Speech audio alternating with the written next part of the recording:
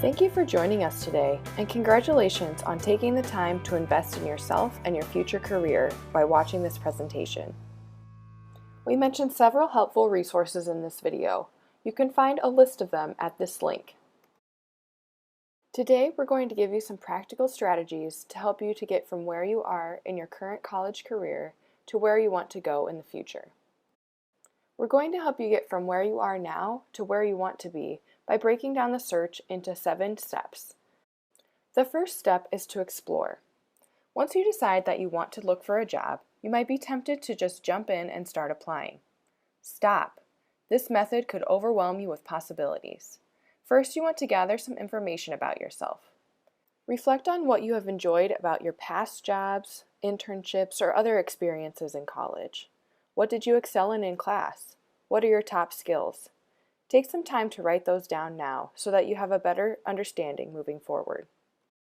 Use the major maps on our website to access the What Can I Do with This Major resource and a resource that tells you where other students have worked and interned. This can give you an idea of some possible companies to check out. The Occupation Outlook Handbook also has some helpful information, including career clusters and information about certain jobs. MyNextMove.org is another great resource for exploring your options. This site breaks your search down into different categories so that you can find various jobs and learn more about them. Check it out for more information.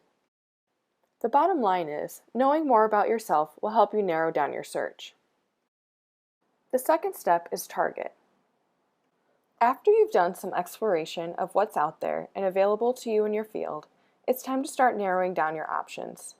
It's important to think about what you want both to contribute to a job and what you want to get out of it. Some important things to consider in this process include location, setting, variety, people, and other criteria that may be important to you. Location. Where do you want to live and work? Are there companies or organizations in this location that have the types of jobs or internships you are looking for? Setting. Do you prefer to work outside or indoors? Do you want to work for a corporate, nonprofit, or government organization? Variety. Do you prefer a company that is more fast-paced or one that is more relaxed? People. How do you prefer to work? Alone in a quiet space in your own office, in a large section of cubicles where you're around others all the time? Or something in between? What other criteria are important to you? Think about these things as you start to narrow down your options. During the targeting process, you can use some of the resources we've already mentioned, including the Occupational Outlook Handbook career clusters.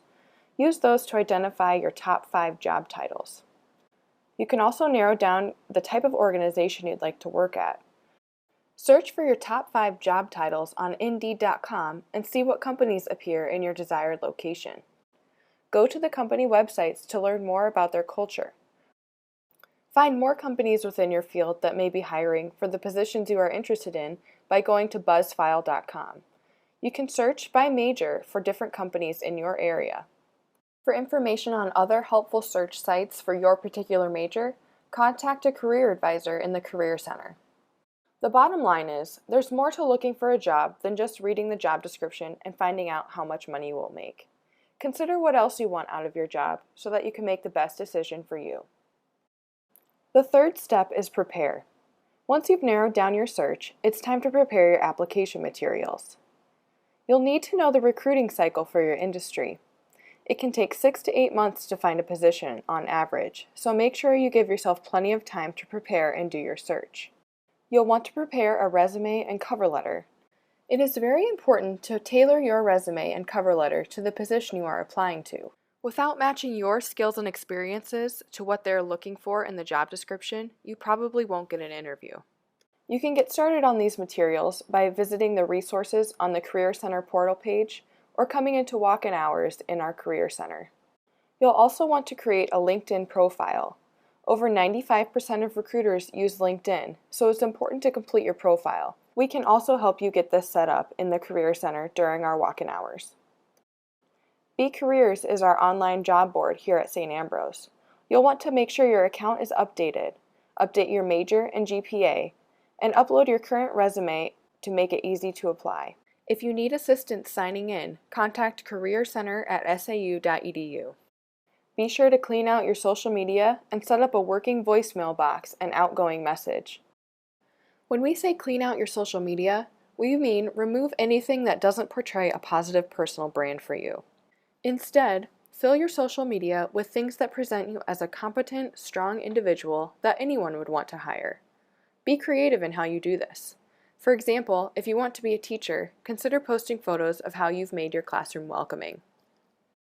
Additionally, start thinking about what you'll wear to an interview. Do you need a padfolio, shoes, or another item? If you plan ahead, you can budget well.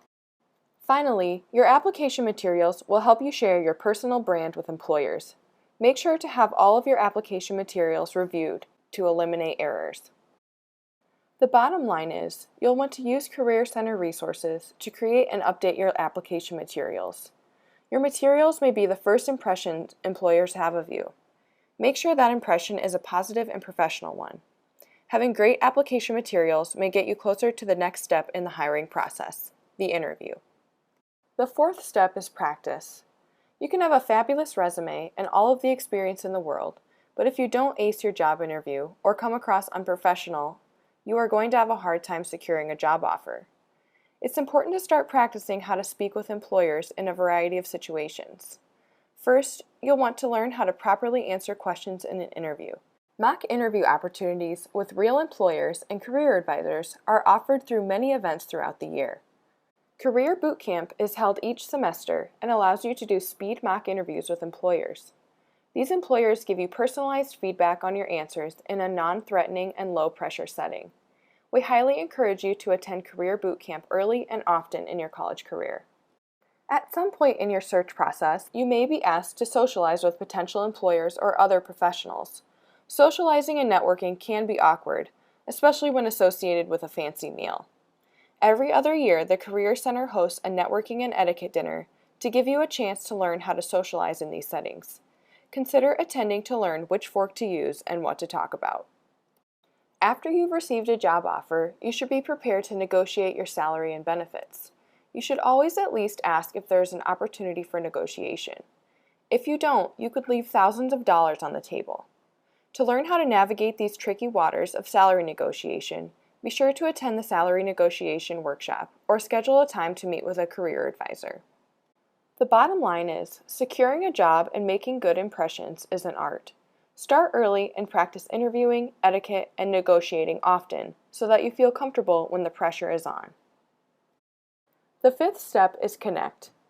Think about how you got your first job. Was it because of someone you knew? This is called using your personal network, and it is one of the most effective ways to find a job or internship. In fact, the majority of your search should be focused on networking. Experts agree that 80% of jobs are found through networking, so 80% of your search should be focused on talking to people at the company, in the field, or in the location where you want to work. Having a strong personal network is all about building relationships. Thankfully, because of the small size of St. Ambrose, there are plenty of opportunities to meet alumni, faculty, staff, and other students who may help you in your journey. You could call it the Ambrose advantage. Here are some ways to connect with those people and employers during your time at St. Ambrose.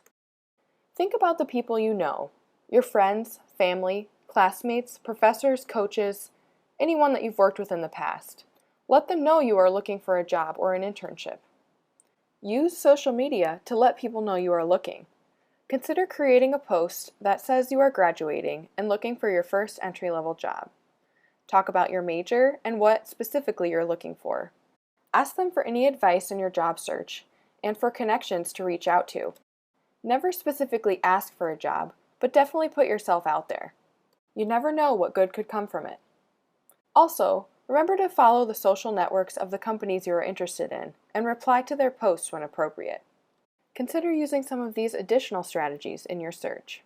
Attend career fairs to meet recruiters from different companies. Maintain the relationships by connecting with them on LinkedIn and following up about your interest in their company.